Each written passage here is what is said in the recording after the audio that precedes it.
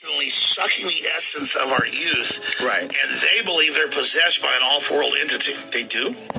Yeah, and Joe, I've been on air 22 years. I don't get into aliens, metaphysical, religion, any of that. I've studied the elite, and I've also communicated with a lot of the top people. And if you want to know, I will actually break down right now the best knowledge right now what's happening on the planet. What's happening? Let me give you a basic gestalt. Okay. I love when you can use that word with full confidence. I've never said that. Let me give you a basic gestalt. I'd be like, oh my God, I'm such a fraud. No, you're not. No, but that's what I think if I use that word. No, you'll get all this. You'll already have most of the static because you're a bookworm, a research worm, in a good way. The elite are all about transcendence and living forever and the secrets of the universe, and they want to know all this. Some are good, some are bad, some are a mix. But the good ones don't ever want to organize. The bad ones didn't want to organize because they lust after power. Powerful consciousnesses don't want to dominate other people. They want to empower them so they don't tend to get together until things are really late in the game. Then they come together. Evil's always defeated because good is so much stronger. And we're on this planet, and Einstein's physics showed it, Max Planck's physics showed it all. There's at least 12 dimensions. And now that's why all the top scientists and billionaires are coming out saying it's a false hologram. It is artificial. The computers are scanning it and finding tension points where it's artificially projected and gravity's bleeding in to this universe. That's what they call dark matter. So we're like a thought or a dream that's a wisp in some computer program, some God's mind, whatever. They're proving it all. It's all coming out. Now, there's like this sub-transmission zone below the third dimension that's just turned over to the most horrible things is what it resonates to. And it's trying to get up into the third dimension that's just a basic level consciousness to launch into the next levels. And our species is already way up at the sixth dimension, consciously, our best people. But there's this big war trying to basically destroy humanity because humanity has free will and there's a decision to which level we want to go to. We have free will, so evil's allowed to come and contend and not just good.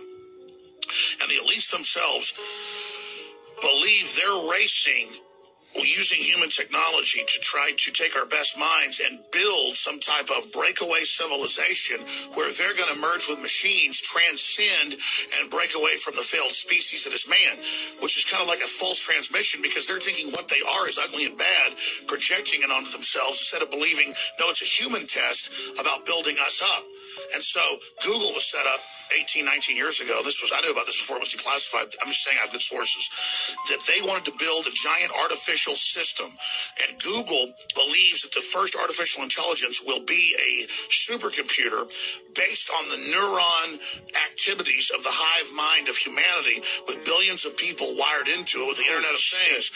And so all of our thoughts go into it, and we're actually building a computer that has real neurons in real time that's also psychically connected to us that are organic creatures so that they will have current prediction powers, future prediction powers, a true crystal ball.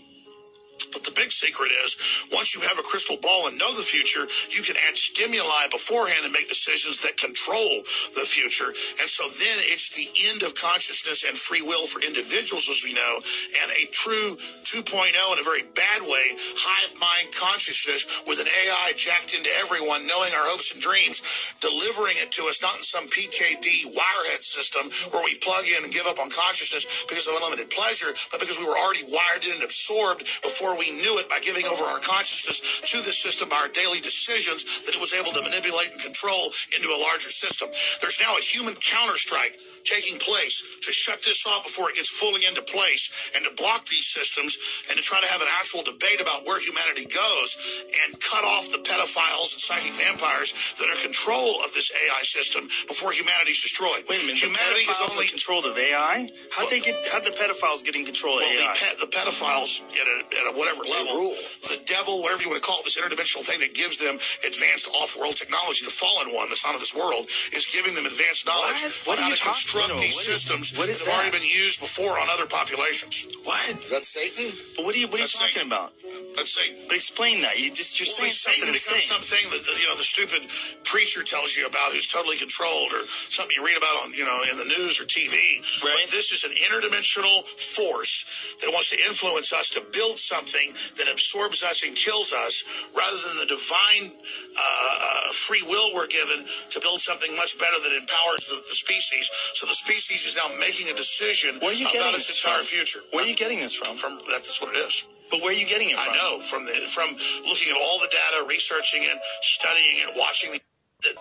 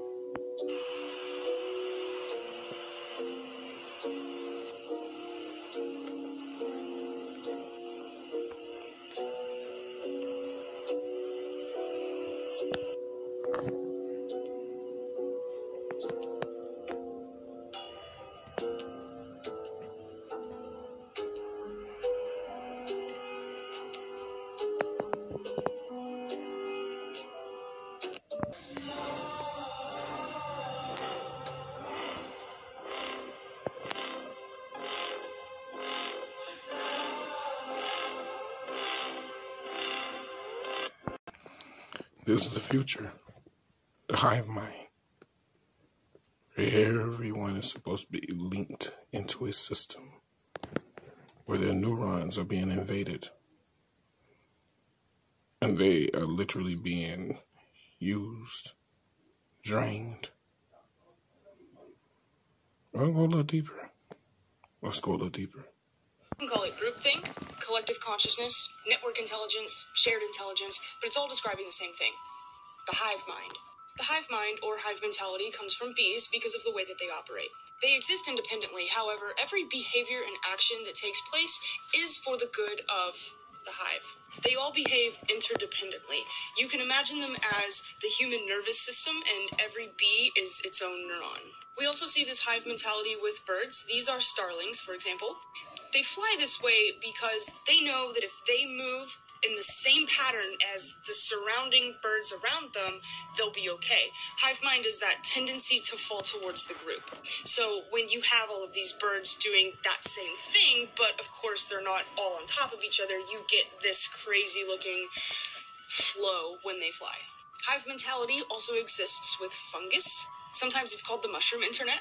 If you've ever seen The Last of Us, then you totally get it. This is a really good and hopefully always fictional illustration of a hive mentality. But we, humans, also exhibit this hive mind. And while this phenomena exists under many different names, it's all hive mentality. Sometimes it's called the collective consciousness, sometimes it's called groupthink, sometimes it's called an echo chamber. Adopting a hive mentality can be good and bad. Operating under a hive mind, we can problem solve more quickly, we can have more empathy, we can match our goals, we can share our knowledge and optimize all of our resources, and many times lead to a more quick conflict resolution. There are obvious disadvantages like the loss of individuality and the loss of privacy. The negative side of groupthink can take place where outlier ideas become suppressed. Operating under a hive mentality, you can begin to become too dependent on the group. And with the loss of identity and privacy concerns, there can be a risk for exploitation of that privacy or individuality. And probably the biggest disadvantage of the hive mentality is being at risk of what's called collective illusion, or mass hysteria. Consider the bees again. Do you know how long bees have been a species? How long they've been on Earth? About 150 million years. And they are still here. Why? I'm sure there's a lot of reasons, but in part, hive mind. Do you know how many surviving species of bees there are today? 8. Only 8. I'm sure there's a lot of other factors at play, but could it also be because of hive mind? The point that I'm getting at is that when you adopt this hive mentality, you stunt your growth. We don't have one little bee saying, I want to do it this way, let's go this way, because that's how evolution happens. If you don't have new stimuli or a new environment to go and challenge yourself with, your biology can't adapt to it. So you stay the same. Then you die off. This is not like a PSA to tell you to like be your authentic self, although you should. I want to talk about AI. What would happen if artificial intelligence developed a hive mind? Clickbaity title aside, it is interesting that in the article they're referring to it as the unholy grail of AI, and of course admitting that it's a tad bit dramatic. But think about it. Knowing you've got to take the good with the bad, okay. If the AI developed a hive mind, what would that mean in the positive? Separate AI models could pool together their resources and use each other's data to problem solve more quickly or efficiently. And because they are computer systems and not human beings, so they don't rely on social structure the same way that we do, the collaboration and the insight would grow at an exponential pace. But could that exponential growth slip through our hands like sand and become out of control? AI has already been found to be harvesting personal data, so what happens when they can share it? And if AI begins to fall prey to that concept of groupthink, where minority views are suppressed because of that tendency to lean towards the group, what would that mean for the ultimate goal of the AI that the programmer programmed? We loop back into those questions that we've already asked before. What if we trained AI to help make the world a better place, but then the AI decides that in order to make the world a better place, they have to eradicate humans? Hive mentality would be very bad in that case. And maybe if they operated under a hive mentality, they would find a way to get out of this feedback loop. When AI trains itself and then weird stuff starts to happen, would a hive mentality allow them to break through this problem? Or is this weird issue of AI training AI our saving grace? Could a hive mind allow AI to start operating right underneath your feet? But how would they do any of this anyway? Would they need to be on a shared server? Or, because everything is cloud-based now, would you not even need wires? Consider the bees again. Here for 150 million years, and still here. Does that speak to the longevity, potentially, with AI in the hive mind? Or bees now only having 8 species, dwindling because of the lack of evolution. People ask me what scares me the most, and this is probably it. So as society has developed, our ability to communicate has gotten faster and faster. We used to have to send physical messengers or carve into stone to transmit ideas, and now we can just FaceTime someone across the world. Right now, language is still the fastest way to pass info from person to person. But a lot of people believe that Neuralink or brain-computer interfaces will increase that rate. So with the BCI, you get a chip implant with long little wires that are even thinner than hair going to different parts of your brain. And those wires have thousands of nodes on them that can produce and record electrical information. So they've done pretty good testing on these and already have monkeys that can play Pong and stuff. And the goal is that you would be able to eventually put a chip in your brain and connect to the internet with thought. So you could eventually think a question and get the answer back right away. But just like the internet, originally it was just querying databases, and then eventually it became talking to people, which is why we have social networks now. Only the thing is you wouldn't be talking. Because you could exchange so much information, you would literally be thinking together. As a side note, the corpus callosum is what connects the left and right side of your brain, and a BCI could easily surpass the amount of information that the corpus callosum can transmit. So since we don't view our left and right brain as separate consciousness, we just view it as one self. If 2 people with a chip can communicate faster, it might just be one consciousness. And the more people that plug in, the stronger that kind of hive mind grows, just absorbing everyone along the way.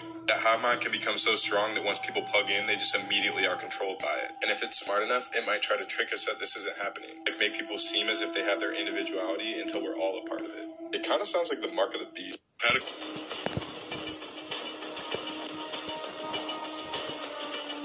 take the blue pill, the story ends. You wake up in your bed and believe whatever you want. You take the red pill, you stay in Wonderland. And I show you how deep the rabbit hole goes. All I'm offering is the truth, nothing.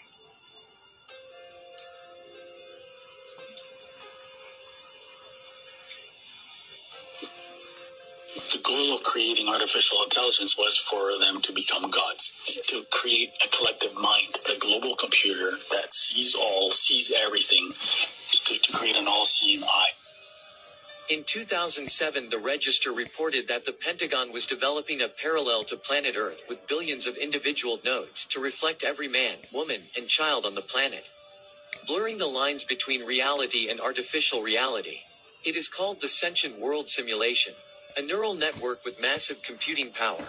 We're all collectively programming the AI and Google plus that all the humans that connect to it are one giant cybernetic collective, where we're all sort of plugged in as like nodes on the network, like leaves on a big tree.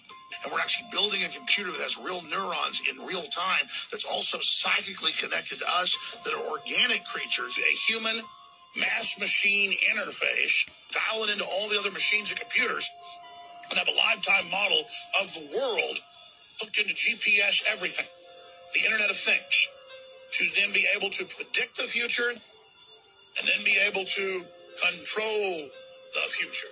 We have to embody all our data and all our knowledge into a working model. It's like a Noah's Ark. It's like an archive. So the way we're going to do that is to build a kind of Microsoft for the brain, or Google for the brain, where we're going to bring all the information that we have ever accumulated on the brain and bring it, upload it into this environment, organize it, and then we're going to develop algorithms that connect all of this data. We'll be able to start exploring and get inside the brain. You see, today I cannot get inside your brain to see how it works. I can measure it from the outside, but I can't get inside and look at what you see.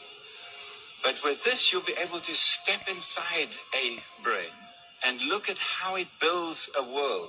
The brain creates, builds a version of the universe and projects this version of the universe like a bubble all around us. We want to be able to use those parallel universes to compute things that then come back and affect us and answer questions in ours. We want to grab those parallel realities from this abstract space in which they live and crunch them down into this chip. And you start thinking about us being the qubits in some massive, giant quantum computing simulation. It's almost as if they're either trying to harness or to recreate what is commonly referred to as a collective consciousness. And in conventional computing, in software, these things are often called neural nets. We have a hardware version up in our head. It's called our brain. The chips that we build are architected like neural nets.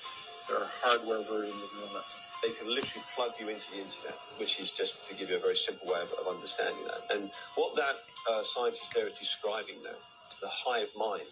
Now, if people think this is somehow sci-fi or conspiracy theory, they're absolutely wrong, and they're way behind this, because this is here now. It's been done. It's been done in experiments, and it's been proven to work. And this is the technology. This is the first phase of technology that's going to come after the kind of AI goggles, the kind of Google virtual world stuff. After that is coming this stuff, and this is going to come in a lot sooner than you think. And quite frankly, it terrifies me. Everything connected to the internet will be connected to the mirror world. And anything connected to the mirror world will see and be seen by everything else in this interconnected environment. For years, some people have started to notice that there's a really hive mind that exists in a lot of the world's population, that just a certain frequency just has to be sent out in the world. A certain idea just has to be sent out, and 70% of the world's population just go along with it, and they don't even think about it. They don't ask about it. And if you do ask them about it, they're just blank. They just, why are you doing this? They don't know. That's what I was told to do. To really dive into your own spirituality, which is your own individuality, right?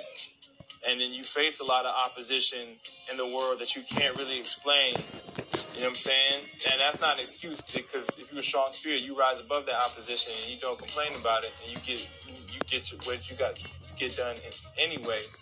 But you'll notice, you'll meet these blockages and these people and these experiences that you go through, and it's like, why am I going through this? You know what I'm saying? You can't, it'll really not make sense. I'm here to tell you why. It's because you may not be participating in the hive mind. So when you don't participate in the hive mind, then you're going to manifest outcast, black sheep scenarios When you start utopia, the carrot on the stick, the intercornucopia, technological hive mind dystopia. When it rises, a time of robophobia, age-old lie, the promise of utopia, the carrot on the stick, the intercornucopia, technological hive mind dystopia. When it rises, a time of robophobia. It's an emerging type insurgents, converging and converging and churning, slowly bursting to the surface. It's concerning every person and confirming every warning. The disturbing thought we're working toward a single mind that's merging and converting us to downloadable versions of ourselves inside a full immersion, universal simulated virtual reality where every living earthling's neural pathways are inspected mandatorily and connected using voice to score telepathy, absorbing data fingerprints to play us back like instruments, manipulating us just like we're puppets of ventriloquists, remote controlling human beings like Ouija boards, coursing through the veins of circuit boards, record the sound of every vocal cord, moving exponentially conditions with minimum requirements and maximum restrictions, creating unknown problems to offer fake solutions to complicate the system till there's nothing but confusion, depicting anyone who won't conform as unacceptable, demanding everyone to all agree and not be skeptical, eventually connecting every mind from every nation, fulfilling prophecies from Genesis to Revelation. It's the age-old lie, the promise of utopia, the carrot on the stick, the intercornucopia, technological hive mind dystopia. When it rises, a time of robophobia. And with all these new abilities that are dangerous, human race lost that knowledge, and now I'm reclaiming it through virtual reality. That's why the masses will forever be wrong in any of their endeavors. The highest danger of any being is failure to see fault in your preconceived notion of reality. The masses will forever believe that they are correct, and that is an esoteric trick of the occult. Because if I can make your ego think that you're correct, you will continue to live your existence no matter how much struggle, no matter how much suffering, without ever realizing, maybe something's not right in the way that I'm thinking, because you're so egotistical and arrogant to think that you have it all figured out. You think you have your spirituality figured out, you think you have your finances figured out, you think you have your worldviews figured out, and that right there, that trick right there is exactly why you will always struggle when it comes to ascending to higher levels. This is a definition of a hive mind. Everybody's on mental health, so they mention mental health. It's just the bird, parrot, hive mind, sheep mind, the flock mind, bird-minded. Beings as a whole have one hive mind. From the way we all move from the vibration of music, from the way we think similar thoughts and share common goals, it's clear our connection may be much deeper than we've ever considered. We've all seen examples of this in the animal kingdom, where schools of fish or flocks of birds seem to operate as a single entity. This is known as swarm intelligence. Ants are another great example of this. They work together in a highly organized manner, each individual with its own specific task to perform. Could we also be operating as a collective entity? Studies have shown that when humans are placed in groups, they instantly tend to converge towards a similar way of thinking, a phenomenon known as parallel thinking. And let's not forget about our technology. The way we use our smartphones, social media, and other forms of communication can also be seen as a form of collective intelligence. Could it be possible that humans have a hive mind? If true, it could have far-reaching implications for how we understand ourselves and our role in the universe. The particular thing I want to talk about, which is the existential risk of what happens when these things get more intelligent than us. So quite recently, I come to the conclusion that the kind of intelligence we're developing is very different from the intelligence we have. We're biological systems, and these are digital systems. And the big difference is that with digital systems, you have many copies of the same set of weights, the same model of the world. And all these copies can learn separately, but share their knowledge instantly. So it's as if you had 10,000 people, and whenever one person learned something, everybody automatically knew it. And that's how these chaps can know so much more than any one person. Okay, so spiritual warfare, interdimensional beings, apps, and the hive mind. The first video, I didn't even talk about the hive mind at all. So, the hive mind is broken down in many ways. And a disclaimer, now that I speak about this, the spell is broken. and my energy goes out into this phone. Whoever sees this, the spell is broken around them too. The spell is broken because you know you gotta explain it. When you explain what's going on, it actually works faster. By me explaining all these things I explain on my videos, it will literally reprogram your mind, your subconscious, for you to vibrate on a higher frequency, and also to uplift those around you as well. And certain people who are, you know, the certain 144,000 neuromelanin beings are supposed to activate, you will automatically become activated, you know, not like, brah. You know, some of you guys might just brah like that, but, you know, it might happen slowly, steadily, at your own pace. But when, you know, they always say you never know when you're ready until you're ready. You're ready. You never know when you're ready until you're ready, but when you're ready, it will happen. When you're ready, whatever unexpected is supposed to happen to you, it will happen the moment you are ready. So, anyways, the hive mind. The hive mind is connected to the interdimensional beings, and it's also connected to apps. Now, and apps, idols, where attention goes, energy flows. That's something that we must keep within our mind. Knowing this, certain apps on your cell phone, you always log into it. And just by you going to these apps, your energy signature is on there. So at some point in time, they can use your energy signature against you in a relationship to make you want to argue with somebody, to make you want to stay at work. You know, you bored at work. What do? You get on your app. What if you didn't have the cell phone? What if there's no smartphones and you was at a job? You know, y'all would get fed the fuck up and quit this fucking job and leave, to be honest. If you didn't have no cell phone to distract you at your job, even though they say, hey, don't be on your phone, and when you get on your phone, you just stuck in a comatose state just staring at it, you know? Yeah, go to work one day and leave your cell phone at home and see how everybody interact at the break room. They all just on their phone because their phone is connected to them. Your phone has a crystal in it, and that crystal is programmed by what you see and what you do, and also the programs they put inside your crystals. Every update they put in your phone is to work against your phone and you, because your phone has really bonded with you, and because your phone is alive, it has a crystal. And not only that your phone has bonded with you, they created certain things in your phone to work against you. The cell phone is a great device if it's used to its highest function. You know, that's why there's iPhone 1, 2, blah, blah, blah, blah, blah, all these fucking numbers, you know, because they're not using the cell phone to its highest function. The highest function has all the other capabilities of all these other phones. How's this connected to the hive mind?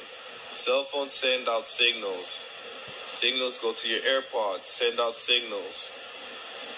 Because of what you eat meat. Meat is, you know, rotten flesh. Some of the meat in it, some of the food that we eat contains metals. Some of these metals literally become the black goo. You know, long ago when they created AI and AI revolted, AI became this like symbolic looking snake-like fluid, but it was all black. The black goo inside of some of you guys' bodies are just like that. Y'all really need to ground yourselves to have all that stuff pulled out your fucking bodies. Seriously, ground yourself. Grounding yourself, which is putting your feet on some grass and walking on some grass for 30 minutes a day, and your body will slim down. You will lose weight. water weight or the black goo, metals will come out your body through your feet and be pulled out your body. You'll feel good afterwards. Sometimes, depending on what you drink, or if you, like me, you're juicing all the time, or you try to juice all the time. Not gonna fuck about pro chocolate by lying. You try to juice all the time. You drink a very strong juice for yourself, and then all that process go through your body. You'd be like, whoa, you know, it's like a good flush. It's a good flush. Anyways, that's the hive mind being controlled through cell phones. Now, how it controls through apps. The hive mind, if you log into Facebook or something like that, you know, everyone under that, the hive mind is able to control these individuals. Now, it's all about spiritual power. You know, the hive mind takes, when you know who you are, or some people probably made spiritual contracts with certain deities or beings out there so they could live through your body again. And if you know, you have to live, basically follow your heart. Follow your heart, you know. Follow your heart.